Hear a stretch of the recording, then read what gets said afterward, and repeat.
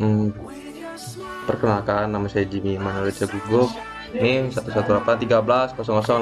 Jadi kali ini saya akan membahas tentang mengidentifikasi konteks sosial dan politik dari proses engineering. Nah, di sini sebenarnya sudah dibahas dengan teman-teman saya, tapi saya akan mengulik sedikit materi kali ini karena sangat menarik ya. Itu banyak konteks yang diambil dari engineering sendiri, yaitu sosial, politik, dan masih banyak lagi. Nah, jadi eh, banyak nih konteks yang akan kita bahas nih. Yang pertama di sosial nih ya. Yang pertama sosial tuh. Yang kedua sisi ekonomi. Nah, yang ketiga ergonomi, industri, lingkungan, dan sejarah. Banyak sekali kan yang dibahas pada materi di minggu ketiga apa materi yang kedua gitu. Makanya saya akan membahas ulang di sini.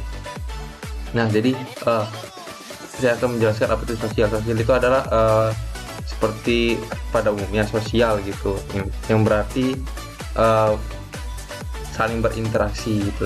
Politik itu proses dinamika antara kelompok, individu, atau bisa lebih gitu. Nah, setelah itu saya akan menjelaskan apa itu engineering. Nah, jadi engineering itu merupakan profesi atau bisa dikatakan inilah apa namanya suatu kelakuan gitu, suatu tindakan, suatu pekerjaan untuk merekayasa sesuatu, itu namanya engineering. Nah, sedangkan profesinya itu sendiri yaitu engineer gitu. Nah, jadi ada beberapa sisi ekonomi, moneter, dan bisnisnya. Yang pertama pengertiannya kebijakan moneter dan pengaruh terhadap bisnis. Dalam konteks ekonomi makro, kesuksesan sebuah bisnis tidak hanya bergantung pada pergerakan usahanya sendiri gitu ya. Jadi nggak bergantung pada usaha itu sendiri toh, melainkan juga dipengaruhi oleh kebijakan moneter yang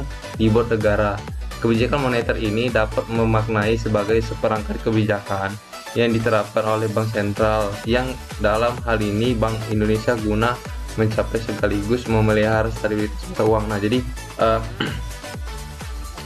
kebijakan ini dibuat atau ditetapkan di bank sentral untuk melakukan stabilitas. Jadi ada tujuannya baik untuk melakukan ini agar nilai uang atau nilai tukar rupiah kita ini bakal stabil gitu di dunia. Jadi tujuannya itu tuh pemilihan mata uang kan benar kan di bawah manajemen inflasi dan pengangguran gitu. Nah, jadi jenis-jenis kebijakan moneter itu yang pertama ekspansif, yang kedua kontraktif. Itu ada dua jenis kebijakannya. Jadi ada selanjutnya tujuan dari ergonomi itu sendiri banyak nih ya. Mulai kan nih udah saya tunjukkan. Pertama kita bahas dulu apa sih ergonomi. Ergonomi itu adalah kerja dan aturan. Jadi bahasa ergonomi itu sendiri yang berartikan, kalau kita gabungkan, ini adalah aturan kerja yang berada pada suatu instansi atau wilayah gitu. Jadi itu namanya ergonomi. Jadi tujuan dari ergonomi itu juga melakukan untuk meningkatkan kesejahteraan fisik dan mental. Nah, selain itu juga meningkatkan kesejahteraan sosial.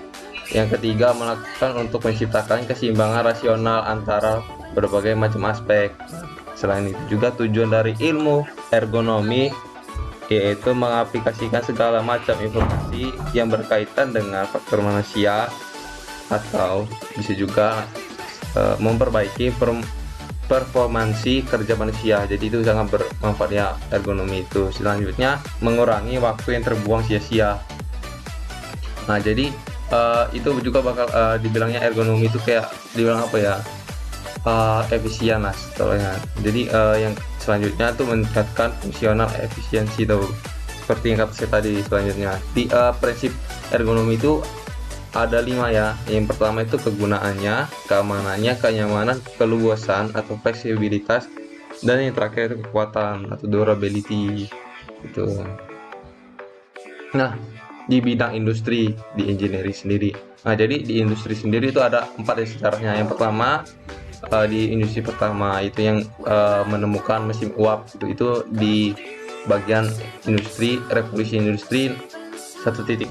Nah, yang kedua itu industri 2.0 itu industri yang sudah memulai untuk memakai alat-alat yang menggunakan dengan listrik itu, tenaga listrik itu.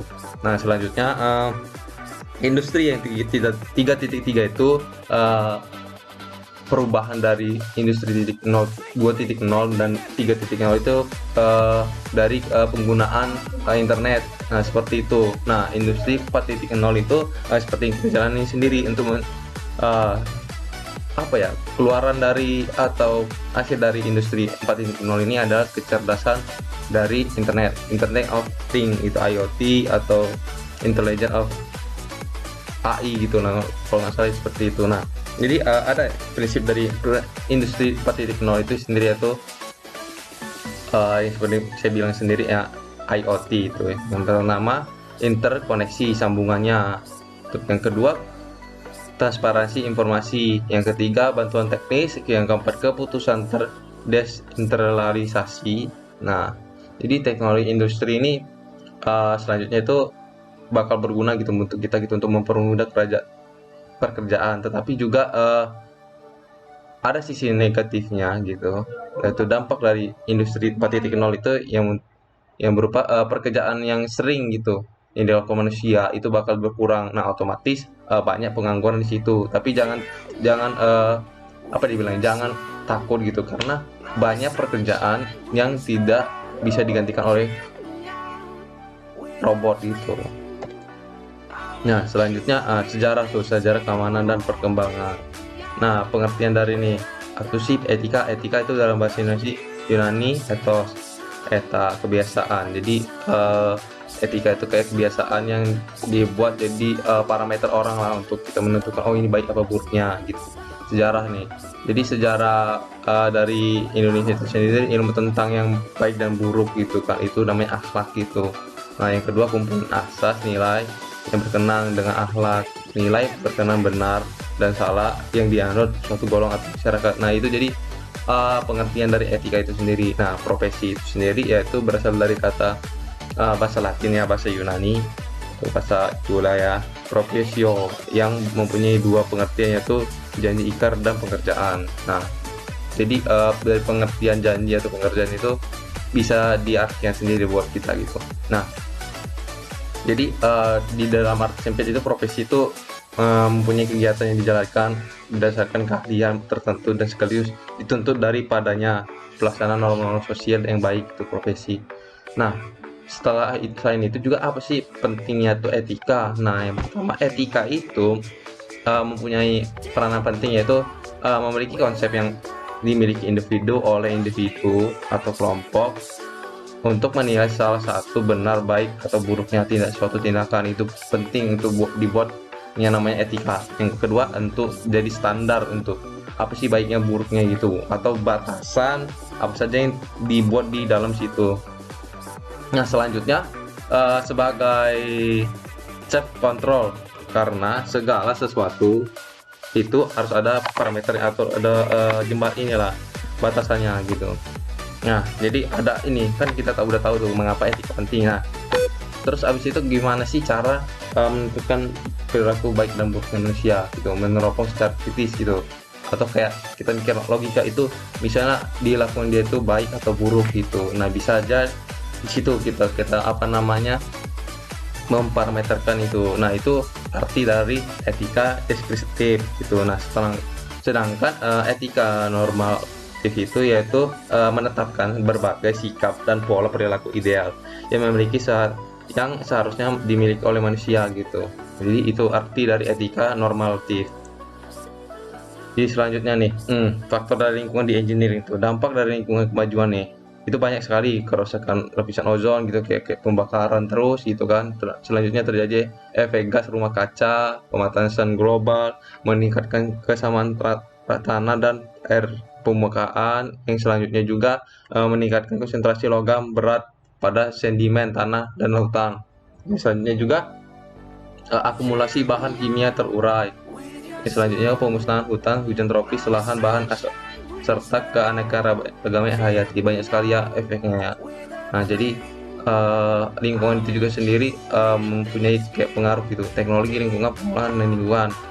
Jadi zaman sekarang ini kita dituntut juga teknologi yang kita buat itu agar ramah lingkungan. Itu apa yang sering disebut juga ergoteknologi gitu. Jadi kayak teknologi yang bisa dikatakan kita hemat atau ramah dengan lingkungan gitu. Jadi boleh saja engineering itu membuat rekayasa atau suatu penemuan, tapi saja kita harus memperhatikan apa saja parameter yang ada di lingkungan gitu. Jangan sampai kita membuat suatu karya tapi merugikan orang lain gitu. Jadi kesimpulan dari bahasan saya kali ini yaitu proses rekayasa. Jadi proses rekayasa engineering itu harus memperhatikan aspek sosial, ekonomi, politik, dan lingkungan. Itu sangat benar yang saya jelaskan tadi sebelumnya gitu kan. Nah, setelah itu perhatikan kebijakan yang berlaku dari pemerintahan. Itu sangat penting sekali karena nggak mungkin kita dibatasi pemerintah tanpa pemerintah itu memberikan itu baik dan buruk gitu kan. Ya pemerintah itu udah mikirin gitu apa sih guna peraturan ini gitu. Oke, sekian dari saya gitu. Kurang lebih saya mohon maaf, mungkin saya kurang mampu atau kurang bisa menguasai materi, tapi ini saja yang saya kasih tahu karena menurut saya ini materi sangat fungsional sekali untuk kita sebagai engineering untuk memperhatikan sesuatu atau aspek-aspek yang ada di dunia engineering. Oke, sekian dari saya ucapkan terima kasih.